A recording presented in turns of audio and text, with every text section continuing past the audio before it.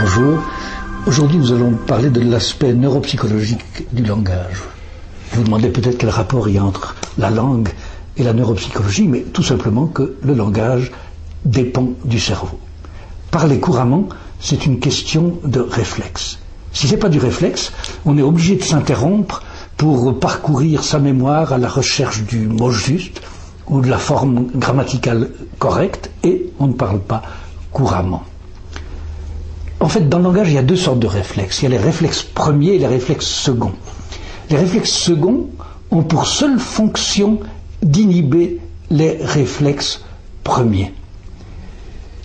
Le langage est régi par une tendance très puissante à repérer des signes linguistiques et à les généraliser à la totalité de la langue. Par exemple, en français, pour former le comparatif, on utilise le mot plus. On dit plus grand, plus beau, plus cher, plus petit, etc.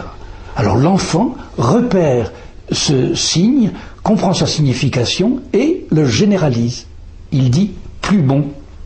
Alors là, il y a deux choses possibles. Ou bien le milieu intervient et lui dit on ne dit pas plus bon, on dit meilleur. Et à force de le répéter, l'enfant enregistre la forme correcte. Ou alors on ne dit rien, mais l'enfant se rend compte par lui-même que les gens ne disent pas plus bon, disent meilleur. Et comme il n'a pas envie de paraître bizarre ou saugrenu, il les imite. Là, vous avez les deux réflexes.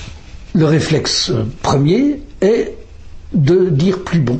Et le réflexe second, c'est d'inhiber cette forme. Si vous voulez, le réflexe second agit un peu comme un programme de correction dans un traitement de texte. Ou alors c'est un peu comme un sens interdit avec déviation vers la forme correcte.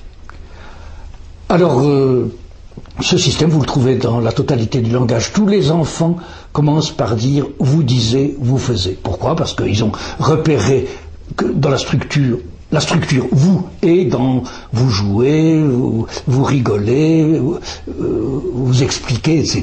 Et ils la généralisent. Et c'est à force de correction que on arrive au langage correct. Ce même principe que, soit dit en passant, Piaget avait appelé assimilation généralisatrice, on le retrouve aussi bien sûr dans les langues étrangères. Contrairement à une idée très répandue, la tendance à généraliser les éléments assimilés est beaucoup plus puissante que l'influence de la langue maternelle. Par exemple, les anglophones qui apprennent le français ont tendance à dire « si j'aurais », si je ferais. Alors que si l'influence prépondérante est celle de la langue maternelle, ils utiliseraient l'imparfait, puisqu'en anglais on dit « if I had », si j'avais. Alors qu'est-ce qui se passe ? Eh bien tout simplement que quand on conçoit une idée qui est considérée comme non réelle, mais comme espérée ou imaginée, ça fait vibrer dans le cerveau l'ambiance conditionnelle. Et en français, le conditionnel est marqué par la lettre R, le son R, avec les terminaisons de l'imparfait. Ce qui différencie je dirais de je disais, c'est ce son R. Alors, quand l'étranger dit ça, eh bien, il suit son mouvement naturel et il faut installer après si, de nouveau, un sens interdit et la déviation vers la forme correcte, l'imparfait. C'est donc le réflexe second. Mais ces réflexes seconds sont des réflexes conditionnés, ils sont toujours très fragiles. Un peu d'alcool ou une forte émotion, et même un instituteur arrive à dire « si j'aurais ». Voici un autre exemple. Dans la région où j'habite, il y a énormément de gens de langue allemande. Et parmi ces personnes, il y en a beaucoup qui parlent un excellent français parce que ce sont des gens qui sont là depuis plus d'une trentaine d'années et qui utilisent le français tous les jours. Et pourtant, il y a une faute qu'ils font tous. Ils disent « en eau » au lieu de « en haut ». Pourquoi ? Parce qu'ils ont remarqué qu'avec la préposition « en », devant une voyelle, on met le son « n ». En Italie, en été, en amour, en utilisant, etc. Alors ils le généralisent, ils disent en eau, en Hongrie, en Hollande, en hachant menu. Et là, on voit bien que ce n'est pas la langue maternelle qui est l'influence de la langue maternelle qui est prédominante, puisque dans leur langue, le H se prononce, et ils savent que ces mots commencent par H. Donc ils diraient en Hollande, en Hongrie. Alors vous voyez,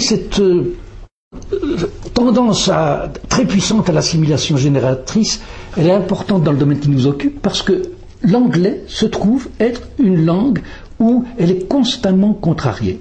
C'est une des raisons pour lesquelles je vous ai dit à plusieurs reprises que l'anglais était une langue mal adaptée à la communication internationale. L'autre raison, c'est son flou, dont j'ai donné plusieurs exemples dans les émissions précédentes. Mais bon, revenons-en à la tendance de l'anglais à contrarier cette tendance à généraliser les éléments repérés comme significatifs. En français, il n'y a aucune difficulté à passer de incapable à incapacité. Et c'est la même chose dans la grande majorité des langues. Vous avez un préfixe qui indique la négation. Par exemple, un en allemand, nie en russe, pu en chinois, et c'est toujours régulier. En anglais, c'est tantôt un, tantôt in.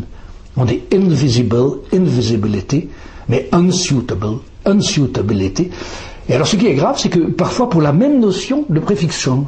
Par exemple, incapable, c'est unable, mais incapacité, inability. Et c'est comme ça pour toutes sortes d'aspects de la langue.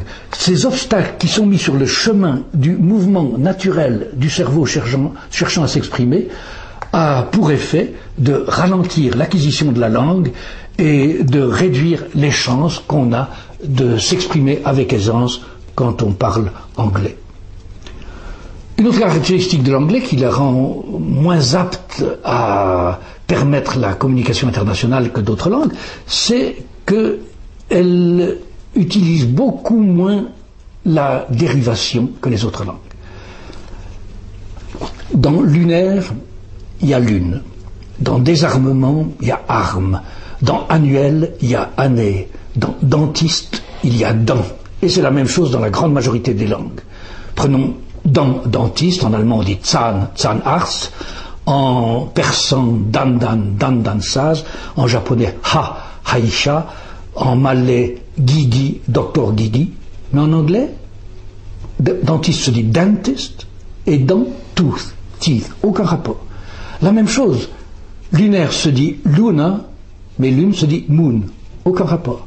Aucun rapport entre weapon, qui veut dire arme, et disarmament. Aucun rapport entre annual et year, qui veut dire année. Vous voyez, ça n'a l'air de rien, mais ça complique énormément l'apprentissage de la langue parce que ça surcharge la mémoire. En plus, l'anglais a cette particularité très bizarre dans le panorama des langues de ne pas avoir de principe assimilateur. L'anglais est une langue qui n'assimile pas mais qui juxtapose. Pour dire fraternel, on peut dire fraternal, mais aussi brotherly. Pour dire liberté, on peut dire liberté, mais aussi freedom.